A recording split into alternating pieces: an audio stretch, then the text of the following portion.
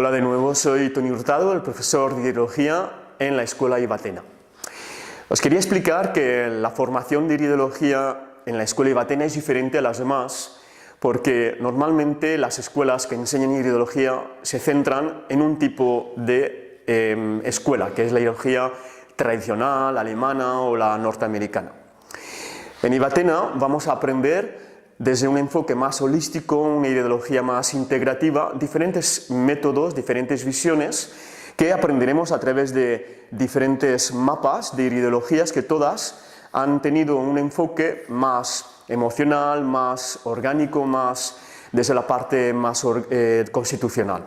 Es decir, que tendremos una visión más global a la hora de mirar el iris de una persona y con ello tendremos un acercamiento y una profundidad mucho mayor que solamente tener una visión única y fragmentada del iris.